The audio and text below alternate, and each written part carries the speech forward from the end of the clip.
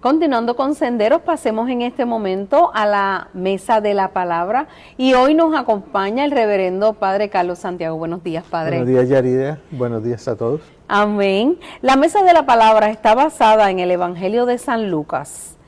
Aquel mismo día, 2 de los discípulos se dirigían a un pueblo llamado Emaús, a unos 11 kilómetros de Jerusalén. Iban hablando de todo lo que había pasado. Mientras conversaban y discutían, Jesús mismo se acercó y comenzó a caminar con ellos. Pero aunque lo veían, algo les impedía darse cuenta de quién era. Jesús les preguntó: ¿de qué van hablando ustedes por el camino? Se detuvieron tristes y uno de ellos, que se llamaba Cleofás, contestó: ¿eres tú el único que ha estado alojado en Jerusalén y que no sabe lo que ha pasado allí en estos días? Él les preguntó: ¿qué ha pasado? Le dijeron: lo de Jesús de Nazaret, que era un profeta poderoso de hechos y en palabras delante de Dios y de todo el pueblo, y cómo los jefes de los sacerdotes y nuestras autoridades lo entregaron para que lo condenaran a muerte y lo crucificaran. Nosotros teníamos la esperanza de que Él fuera el que había de libertar a la nación de Israel, pero ya hace 3 días que pasó todo eso. Aunque algunas de las mujeres que están con nosotros nos han asustado, pues fueron de madrugada al sepulcro y como no encontraron el cuerpo, volvieron a casa. Y cuentan que unos ángeles se les han aparecido y les han dicho que Jesús vive. Algunos de nuestros compañeros fueron después al sepulcro y lo encontraron tal como las mujeres habían dicho, pero a Jesús no lo vieron. Entonces Jesús les dijo: qué faltos de comprensión son ustedes y qué lentos para creer todo lo que dijeron los profetas. ¿Acaso no tenía que sufrir el Mesías estas cosas antes de ser glorificado? Luego se puso a explicarle todos los pasajes de las Escrituras que hablaban de él, comenzando por los libros de Moisés y siguiendo por los libros de los profetas. Al llegar al pueblo a donde se dirigía Jesús, hizo como que iba a seguir adelante, pero ellos lo obligaron a quedarse diciendo: quédate con nosotros porque ya es tarde, se está haciendo de noche. Jesús entró pues para quedarse con ellos. Cuando ya estaban sentados a la mesa, tomó en sus manos el pan y habiendo dado gracias a Dios, lo partió y se lo dio. En esos momentos se les abrieron los ojos y reconocieron a Jesús, pero él desapareció. Y se dijeron el uno al otro: ¿No es verdad que el corazón nos ardía en el pecho cuando nos venía hablando por el camino y nos explicaba las Escrituras? Sin esperar más, se pusieron de en camino y volvieron a Jerusalén, donde encontraron reunidos a los 11 apóstoles y a sus compañeros, que les dijeron: de veras que ha resucitado el Señor y se le ha aparecido a Simón. Entonces ellos dos le contaron lo que había pasado en el camino y cómo reconocieron a Jesús cuando partió el pan. Vamos a reflexionar un poco, Padre, en este Evangelio de San Lucas. Muy bien. Pues ese es el trozo del Evangelio que nos habla sobre el camino de Emaús. No sabemos en realidad si ellos iban huyendo o iban de camino de regreso a la casa, pero por lo que entendemos, ellos se encontraron Jesús se hizo el encontradizo con ellos. Jesús se hizo el encontradizo y quiso interactuar con ellos para este gran acontecimiento que es hacerse ver entre ellos. Vemos como Jesús se acerca, se hace encontradizo y le pregunta de qué van hablando. Ellos le dicen: quizás eres el único que no se ha enterado de esto, cosa que era imposible que no se enterara. Y vemos como ellos iban explicando lo que ellos habían vivido. Y Jesús les dice: qué duros de corazones son ustedes. Esto no lo habían dicho los anteriores, pero ¿cómo podemos conocer a alguien si no sabemos de él? Y eso la iglesia hoy nos invita a conocer a través de la palabra. Bueno, la palabra es importante para poder conocer a Jesús, porque una cosa es algo emocional que algo de sentimiento, porque las emociones pueden engañarnos. Quizás vamos a los lugares, queremos ir a lugares donde la emoción pueda brillar en nosotros. Y sí, pero esa emoción, ¿cuánto dura? ¿Sí? Y vemos aquí cómo Jesús le explica la Escritura, desde Moisés, dice, desde los primeros libros, hasta los profetas, y hablando y refiriéndose a él. Y vemos cómo ni así entendían lo que ellos. Viene a algo importante. Él se hace como que va a seguir y ellos le invitan a pasar. ¿Cuántas veces Jesús quiere pasar a nuestro hogar? pero como es respetuoso, espera que nosotros los invitemos. Y cuando Él siente la invitación y recibe la invitación, pues se queda. Estando con ellos, compartiendo con ellos, cuando pasan a la mesa, a ellos se le abre el entendimiento cuando ven la fracción del pan. Cuando Jesús dijo, hagan esto en conmemoración mía. Cuando hace la fracción del pan, abrió el entendimiento. Y dice, no ardía nuestro corazón cuando Él nos explicaba esto. ¿Qué quiere decir esto? No era una emoción de momento, sino era algo que tenía que suceder en nuestra vida. Y quizás eso nos invita a cada uno de nosotros a aprender de la Escritura. Tenemos que ir a aprender y estudiar la Escritura, porque la Escritura nos va diciendo cada una de las cosas, desde la promesa de Dios de no dejarnos solo por el pecado de nuestros primeros padres, de la promesa de que va a restituir, porque hubo un pecado que rompió esa comunicación, se rompió el puente y ya no existe la comunicación directa con Dios por el pecado del hombre. Pero Dios no deja al hombre a la deriva, sino Dios invita a cada uno de nosotros a esa conversión. Pero para que pueda restituir, envía a su Hijo al mundo, para que se haga como uno de nosotros y nos pueda rescatar. Dice uno de los santos que lo que no es asumido no es redimido. ¿Y cómo podemos asumir la naturaleza humana si no venimos a la humanidad? Y Dios se vino a la humanidad y se hizo parte de nosotros, y siendo parte de nosotros, vuelve y cumple y abre la posibilidad de que Dios podamos recibir de parte de Dios ese perdón de la ofensa que hemos hecho. Dios, por eso Jesús es el puente, el pontífice, el puente entre el hombre y Dios. Entonces nadie va al Padre si no es a través de mí. ¿Sí? Correcto. Entonces nadie va al Padre si no es a través de mí. Y para poder entender esto, tenemos que estudiar la Escritura. Porque Dios Padre eligió al pueblo de Israel, a su único pueblo de Israel, como pueblo propio.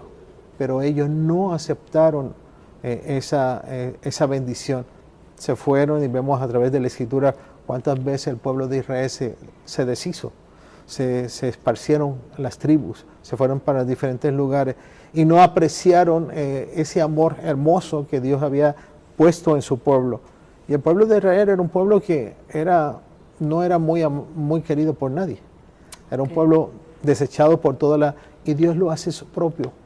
Es decir, que Dios en este momento no rechaza a nadie que quiera regresarse. Y vemos como dice, no ardía nuestro corazón. A veces nosotros le preguntamos a Dios, Dios, ¿dónde estás? Cuando hago oración, ¿dónde estás?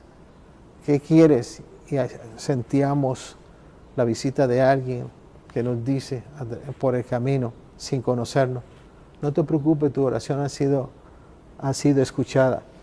Y he tenido la oportunidad de ver a personas que escuchan, no te preocupes, Dios escuchó tu oración, y se ponen a llorar. ¿Por qué me dice eso? Porque Dios escuchó tu oración. A veces, ¿cuántas veces le decimos a Dios, dame una señal? Y Dios te da la señal. Claro. Un pajarito que toca la ventana de tu casa y dice, mira, qué tonto pajarito se estrelló contra mi ventana. O quizás la sonrisa del vecino que hacía tiempo que no veía. Dios llama y Dios te capta la atención con algo que no es común en nosotros. Y eso hizo Jesús.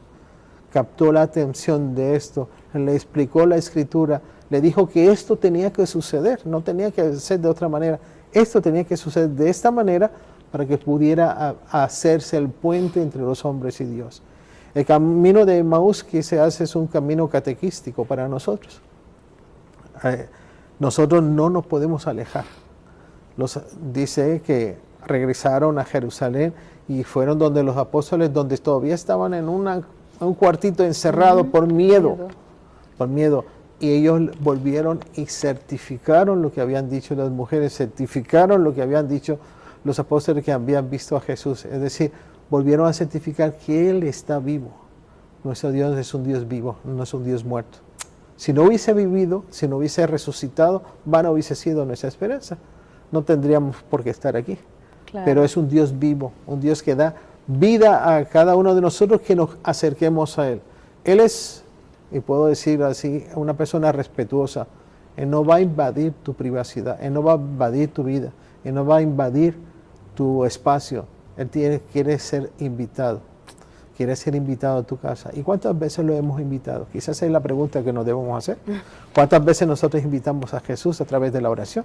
Cuando oramos a través de los alimentos, hay veces que nos sentamos y comemos como los animalitos, perdonando la comparación, que ponemos el platito y ellos comen, pero nosotros somos hijos de Dios y agradecer por el fruto de la tierra, por el fruto de la vid, por el fruto de que nos da la tierra, porque Dios hace germinar eso. ¿Cuántas veces nosotros damos gracias cuando recibimos o nos sentamos a comer?